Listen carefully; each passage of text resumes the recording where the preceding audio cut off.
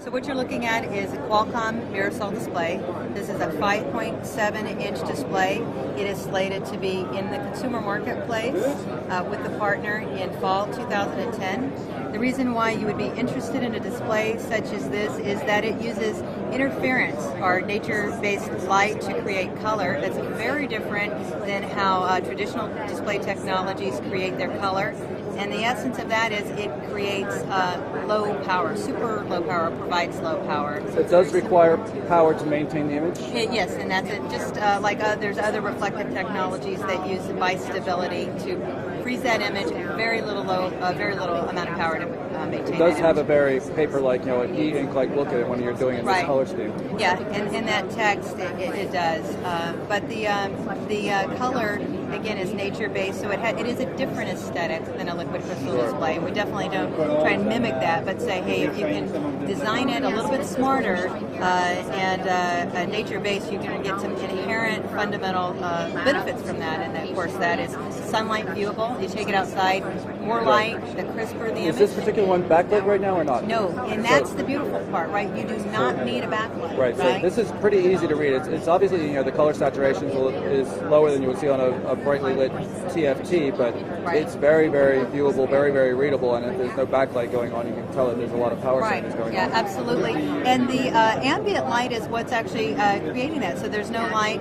There are solutions where you could actually have a front light on here if you wanted additional illumination for a dark environment. So it's very flexible.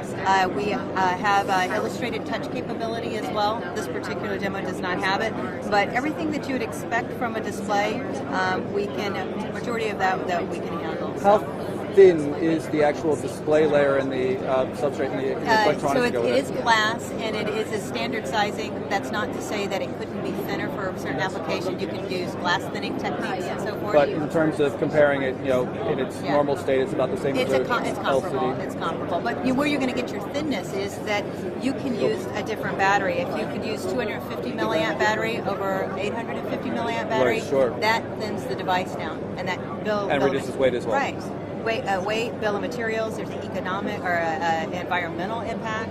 Less battery in the landfill, and so forth. This is also 94% less carbon output than a liquid crystal display, based on quite a few different factors. You mentioned that the frame rate on this is about 20, but it's not been optimized. This is not optimized, and this is not. It's indicative of what you're going to see in the fall, but as a demonstration unit, you'll just have to bear with us. The purpose is to show color, and it's to show that you can support you can see it is coming from the light. You can see that the shadow from my finger and how it affects it. It's not backlit. Right, and the color will not fade. This is not a pigmented color. It's structural color. Color in nature does not fade. This will not fade over time like pigments and inks and dyes that we experience in normal color. And when can we expect to see this on retail shelves? We are targeting fall 2010.